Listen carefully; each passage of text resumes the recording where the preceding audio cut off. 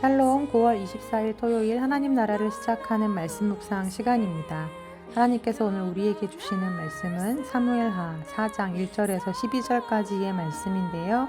젊은 이누리 일순 이금희 안효진 집사님과 키즈누리 이하음 친구가 함께 말씀을 봉독해 주겠습니다. 하나님의 말씀을 경청하십시오. 사울의 아들 이스보셋은 아브넬이 헤브론에서 죽었다 함을 듣고 손에 맥이 풀렸고 온 이스라엘이 놀라니라. 사울의 아들 이스보셋에게 군 지휘관 두 사람이 있으니 한 사람의 이름은 바하나요 한 사람의 이름은 레갑이라.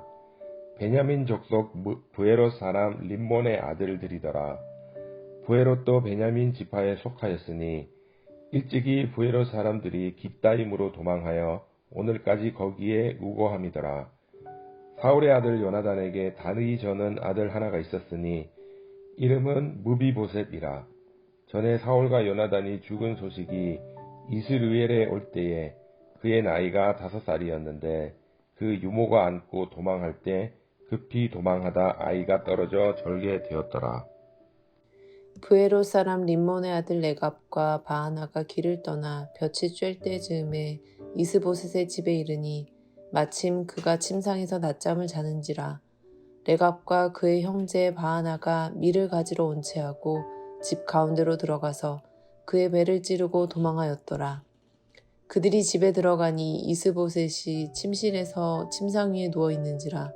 그를 쳐 죽이고 목을 베어 그의 머리를 가지고 밤새도록 아라바 길로 가 헤브론에 이르러 다윗 왕에게 이스보셋의 머리를 들이며 아뢰되 왕의 생명을 해하려 하던 원수 사울의 아들 이스보셋의 머리가 여기 있나이다. 여호와께서 오늘 우리 주 대신 왕의 원수를 사울과 그의 자손에게 갚으셨나이다 하니 다윗이 브에롯 사람 림몬의 아들 레갑과 그의 형제 바하나에게 대답하여 그들에게 이르되 내 생명을 여러 환난 가운데서 건지신 여호와께서 살아계심을 두고 맹세하오니 전에 사람이 내게 알리기를 보라 사울이 죽었다 하며 그가 좋은 소식을 전하는 줄로 생각하였어도 내가 그를 잡아 시글락에서 죽여서 그 소식을 전한 갚음으로 삼았거든. 하물며 악인의 의인을 그의 침상 위에서 죽인 것이겠느냐. 그런즉 내가 악인의 피 흘린 죄를 너희에게 갚아서 너희를 이 땅에 없이 하지 아니하겠느냐 하고 청년들에게 명령하매 곧 그들을 죽이고 수족에 베어 헤브론 목가에 매달고 이스보셋의 머리를 가져다가 헤브론에서 아브넬의 무덤에 매장하였더라. 뭐로 가도 서울만 가면 된다라는 말이 있습니다. 수단을 가리지 않고 목적만 이루면 된다라는 뜻인데요. 과정보다는 결과가 더 중요하다는 이야기죠. 그런데 정말 그럴까요? 목적도 중요하지만 그 목적을 이루는 수단도 그 못지않게 중요하고 결과도 중요하지만 그 결과를 도출하는 과정도 중요합니다. 예를 들어 수학 문제를 푼다고 가정해 보겠습니다. 우연히 찍어서 답을 맞췄다면 그래서 기분은 좋겠지만 그 사람이 이 문제를 제대로 알고 풀었다고 할 수 있을까요? 아니죠. 답도 중요하지만 더 중요한 것은 그 답을 도출하는 과정에 있습니다. 결과도 선해야 하지만 과정도 선해야 한다는 뜻이죠. 우리 하나님도 그렇습니다. 우리 하나님은 열매도 중요하게 여기시지만 그 열매를 맺기까지의 우리의 노력과 갈등, 애씀을 먼저 보시는 분이십니다. 혹시 그러다 실패할 수도 있고 또 실수할 수도 있지만 하나님은 결과가 아닌 과정을 더 귀히 보이시는 분이시오. 우리의 행위보다 그 행위의 동기, 그 과정을 더 중요하게 생각하시는 분이십니다. 다윗은 이러한 하나님을 아는 지식이 있었던 사람이었습니다. 하나님이 무엇을 기뻐하시는지, 이 상황에서 내가 어떤 결정을 내려야 하는지, 그 선택이 나에게 큰 길이 아닌 좁은 길을 내어준다 하더라도 그것이 하나님의 뜻이 아니라면 기꺼이 좁은 길을 선택하는 사람, 그 결과에 따라 혹은 내게 주어지는 이득에 따라 함부로 하나님의 뜻을 판단하는 것이 아니라 진짜 하나님의 뜻이 무엇인지를 한 번 더 멈추어 생각하고 고민하는 사람이 바로 다윗이었습니다. 그런 진중함과 신중함이 다윗 안에 있었습니다. 예를 들어 볼까요? 다윗은 사울을 피해 오랜 기간 도망자로 살아야 했습니다. 고단했고 외로웠고 많이 힘들었습니다. 그러던 어느 날 다윗이 숨어있던 유다 광야 엔게디 굴속으로 사울이 제 발로 찾아 들어오는 일이 있었죠. 용변이 급했던 사울은 다윗 일행이 그 굴속에 숨어 있는지도 모른 채 동굴 입구에서 용변을 보고 있었습니다. 그때 다윗과 함께했던 사람들이 다윗에게 이야기하죠. 여호와 하나님께서 당신의 원수를 당신의 손에 넘겨주셨습니다. 지금이 기회입니다. 사울을 죽이십시오. 만약 여러분이 다윗이라면 그 상황에서 어떤 생각이 드셨겠나요? 만약 제가 다윗이었더라도 그 기회를 하나님이 주신 것으로 생각했을 것 같습니다. 아, 하나님이 하셨구나. 하나님이 사울을 내 손에 붙이셨구나. 이리로 끌고 오셨구나.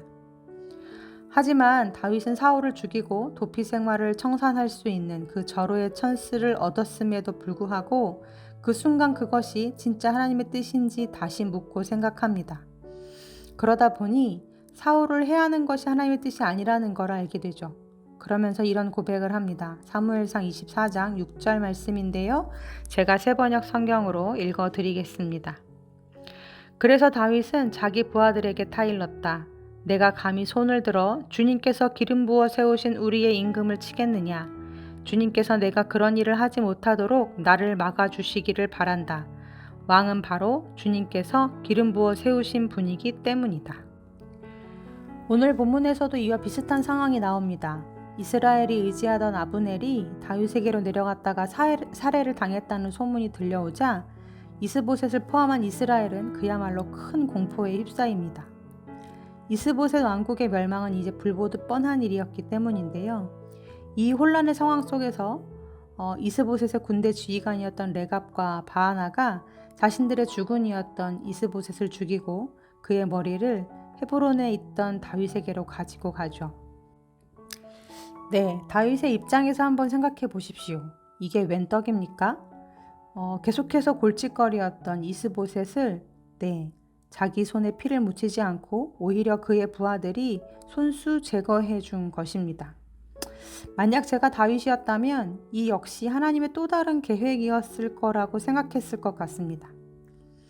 아브넬이 죽음으로 다윗이 꿈꿨던 손쉬운 방법에서의 그 통일 왕국이 좌절됐지만 하나님의 뜻은 다른 데 있었구나 생각하지 못했던 방법을 통해 역사해 주셨노라고 하면서 아마 간증을 하고 다니지 않았을까 싶습니다. 그런데요, 다윗의 반응이 좀 충격적이죠. 오히려 자기의 고민을 덜어준 이들을 향해 이렇게 이야기합니다. 9절에서 11절 말씀인데요. 그러나 다윗은 부에롯 사람 림몬의 아들 레갑과 그의 동생 바하나에게 이와 같이 대답하였다. 온갖 죽을 고비에서 나의 생명을 건져주신 확실히 살아계신 주님을 두고 맹세한다.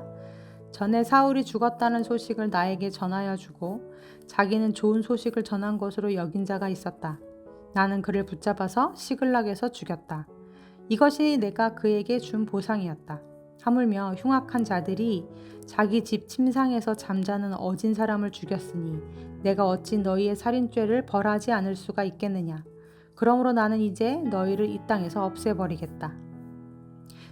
그리고는 레갑과 바하나를 죽여서 헤브론 목가에 달고 이스보셋의 머리를 가져다가 아브넬의 무덤에 같이 장사해 줍니다. 어쩌면 이 일을 자기를 위한 하나님의 역사로 해석할 수도 있었겠지만 다윗은 그렇지 않았습니다. 이 일을 하나님이 기뻐하시지 않는다는 걸 알았고 그들의 동기와 가정이 모두 악했다는 걸 알았기 때문입니다. 생명을 귀하게 여기시는 하나님, 죄인도 악인도 오래 참으시고 다시 뉘우치기를 원하시는 하나님을 다윗은 바로 알았습니다. 내 생명을 여러 환난 가운데서 건지신 여호와 하나님이시라면 이스보셋의 생명도 귀히 여기시는 분이라는 걸 다윗은 알았던 거죠. 이렇게 자신을 위해 이스보셋을 죽이시는 건 하나님의 선하신 뜻이 아니라는 생각이 다윗에게 있었던 것입니다. 그렇다면 사랑하는 우신교회 성도님들, 여러분은 어떠신가요? 과정이 어떻든 내게 결과가 좋으면 그건 하나님의 뜻이고 하나님의 역사라고 잘못 오해하고 계시지는 않나요?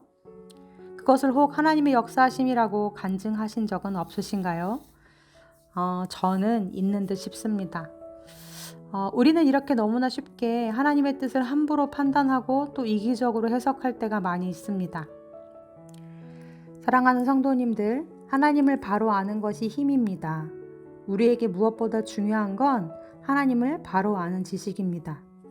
하나님을 바로 아는 지식 속에서 우리의 얕은 믿음이 더 깊어지고 또 온전해지며 나의 뜻이 아닌 그분의 뜻으로 우리의 삶을 해석하고 이끌어갈 수 있습니다.